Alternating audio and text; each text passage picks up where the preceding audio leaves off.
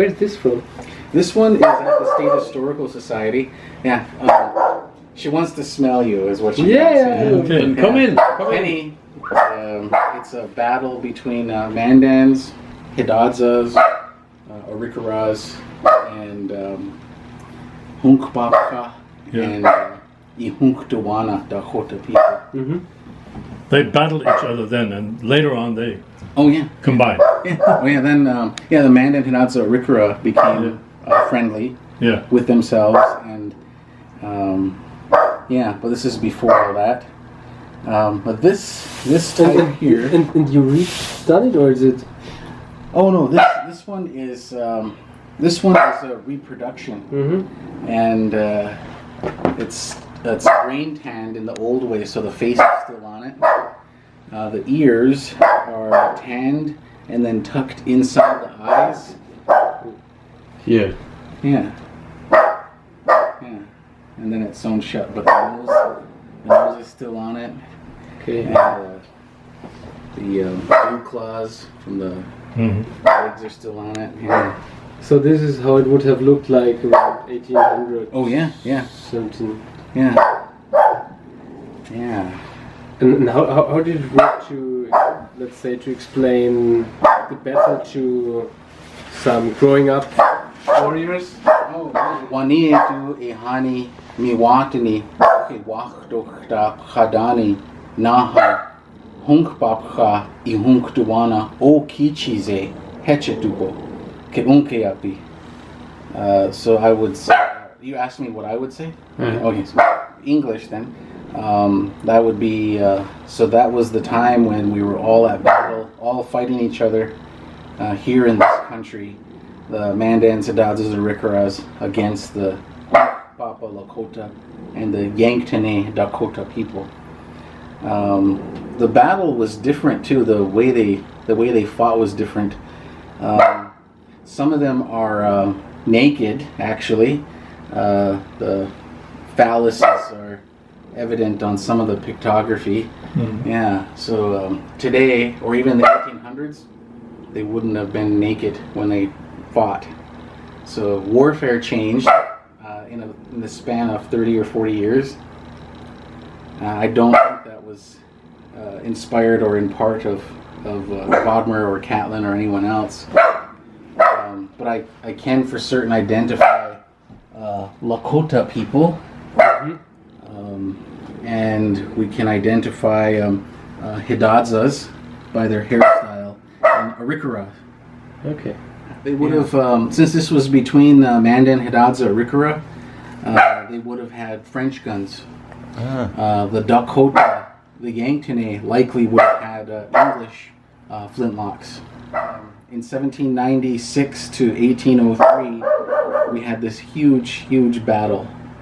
And it concluded right where Mandan is, where the Heart River converges with the Missouri. It used to have three separate mouths that converge with the Missouri River, and it was right in these two peninsulas here where the battle was, and the Yanktane and Hunkpapa defeated the Mandans, Hidatzas, Arikaras, and beheaded all of them, all the warriors who had fallen, and that was just something that we did long ago.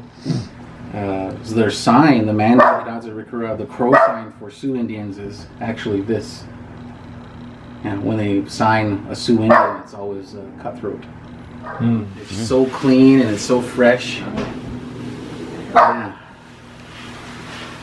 Yeah, it was killed a couple of years ago. And it starts in the center and spirals.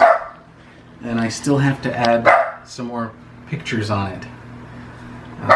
But yeah, this is one of the winter counts. He's not a Lakota, but he could look and actually interpret some of these images. Yeah, so this one's really big. Oh. Yeah. The whole story on it. Yeah. And it's modeled after my ancestor, great grandfather, Blue Thunder.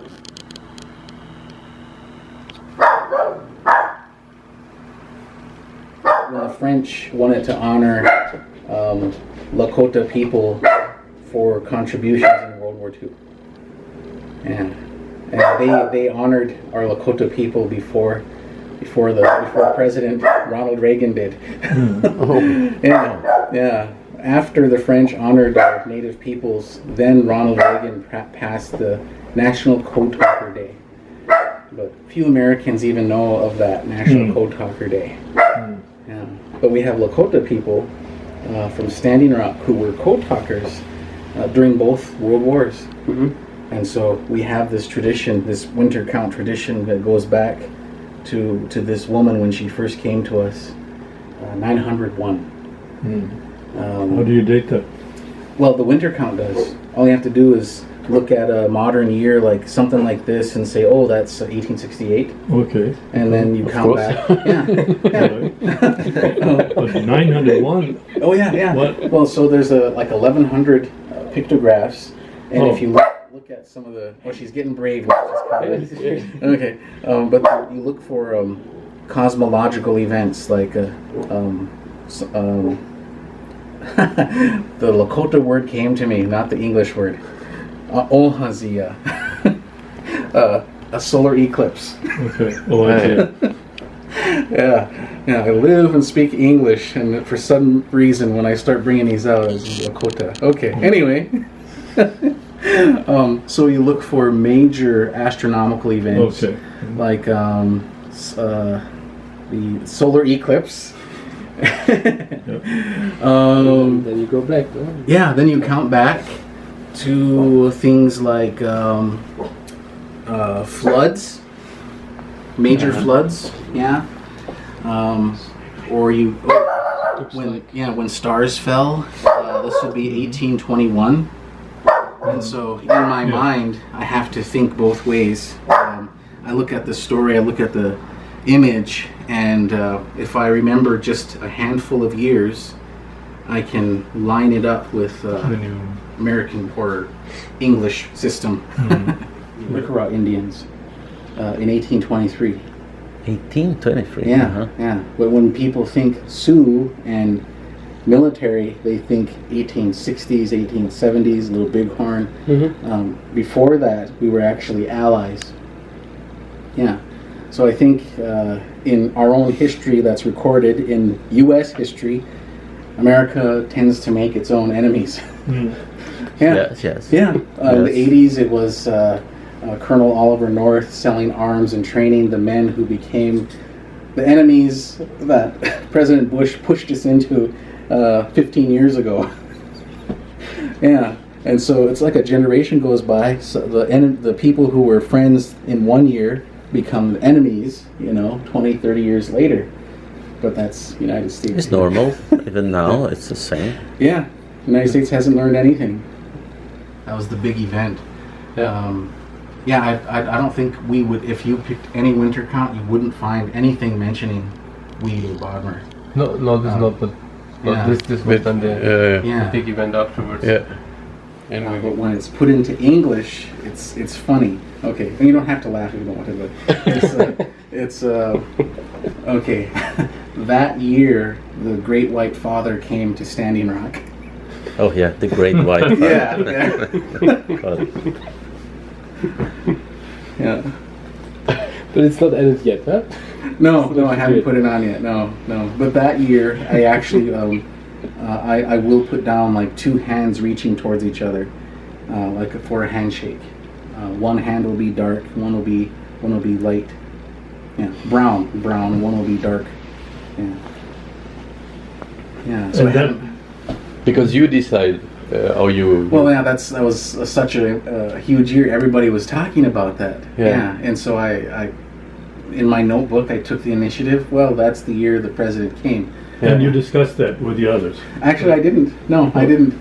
But now it's you yourself. Yeah. But I can take this, like the year the president came, and I could show it to Kevin Locke. I could show it to Ruben Fasthorst, anybody else, and they would know it immediately. Yeah. But it's your own creation, how you do the symbol. Okay, so like how would I interpret the president coming? So I would just show the two hands reaching towards each other, Yeah. So if a Lakota person is familiar with this, and there's so few of us who are, it's just really, it's just staggering how so few of us practice this. It's like a lost art now. But there's maybe 5 of us on Standing Rock that know anything about these. But yeah, and we have 16,000 people. We have 500 fluent first language Lakota speakers, maybe 60 fluent first language Wichita speakers. So I would be a second language learner. But when I share stuff with Kevin Locke or Ruben Fast Horse or one of my uncles, they can look at it, or my uncle Cedric, when he can look at it, he actually can piece it together. Like he would look at it, he knew what this was. My uncle knew exactly what that was. Keith Barrett from other reservations. Mm-hmm. Yeah, they can look and they see all these different things, and they know exactly what that is. So, astronomical event, and so my uncle and my uncles, my cousins, they can pace the years out and they know what it is. So, without even telling them the president came and showing them that, they would know. I mean, they'd look back a few years, go forward. Oh yeah, okay, I can see it. I see a black hand with a dark brown hand. Even when I paint an umbrella, I have one in my room, not signed. Yeah, so I'm 41 years old. Took me a long time to learn something like this. I shouldn't sign it. Yeah, and these 2 guys, they sign everything. And when I talked about a winter count with them, they were both they were all sketching, and first when they finished, they signed it. And I thought, well, they're not ready yet. You know, maybe when they're ready, their style alone, their storytelling ability, that should be the thing that tells people that's the Kills Pretty Enemy winter count. That's the brown otter winter count. And this is enough that people look at it and know this is Dakota Goodhouse winter count. Mm-hmm. Yeah, how does that work? Well, historically, it would have been someone who served as a scout for the Lakota Dakota people. So my ancestor Blue Thunder, he was selected because he could draw, and because he was known as a skilled orator, and he was a singer. He was so well known and so well loved too. He was true Lakota Kichiapi person. I mean, just affectionate person.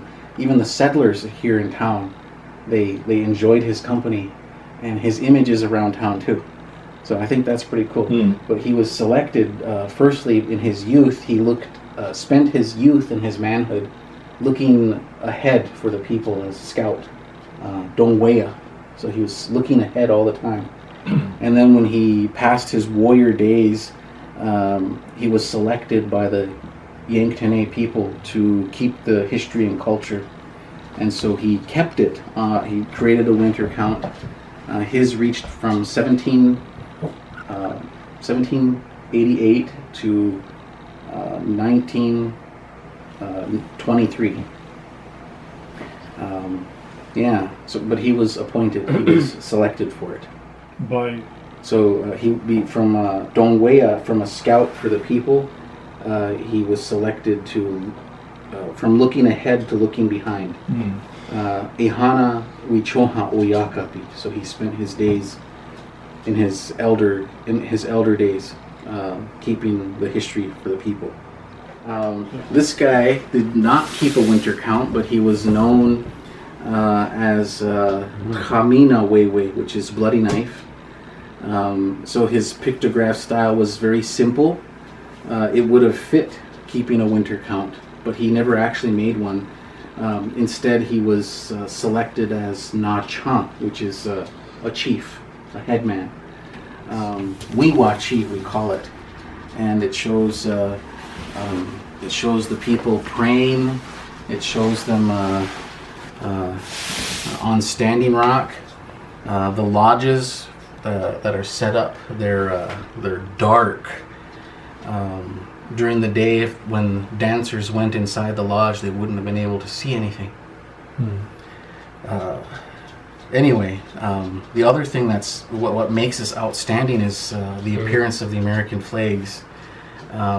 When reservations were created, this type of religious practice was outlawed.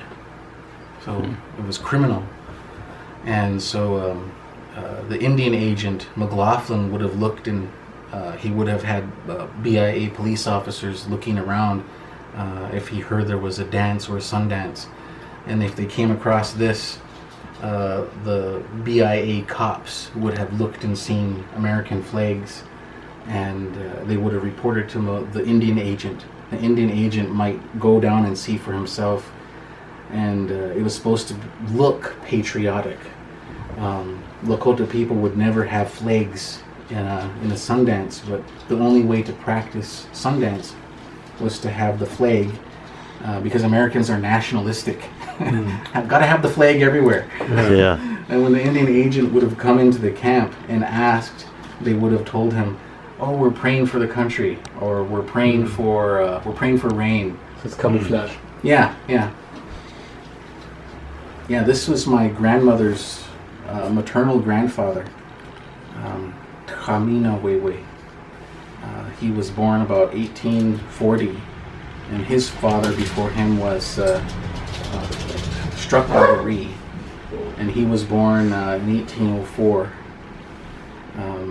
So we can keep these histories here. If I hear this story, I can look on here and I can relate and remember when this man's father was born. Wane tu ehani washichu ota akichita ahi mini shoshe makoche ki. So that would be that was the year when many white men came up the river, unlike any we've seen before. And that would actually be it's way over on this side now. That would be they held council to decide whether or not to allow them to pass. So here's council, and those white men that came up the river were Lewis and Clark, American explorers. But when I asked Keith Bear about this flute, how long we've had it, he was really excited that I asked him, because if I didn't ask him, he wouldn't have remembered. But he said we've had this flute for the span of 12 grandfathers' lives. And then he wondered, how long does a grandfather live? Yeah. So it was a little puzzle, but I found out in our winter counts, the span of a grandfather's life was 75 winters. So the math is easy. 75 times 12, so about 900 years. Then I asked an archaeologist, how long have we had these flutes? Flutes that are two-chambered, so I was very specific. Not just a reed, not just a bone whistle, but a two-chambered flute.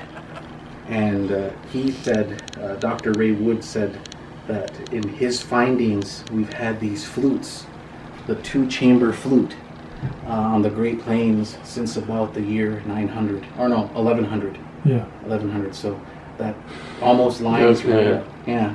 So if anything, oral tradition and pictograph history and archaeology can go really, really well together.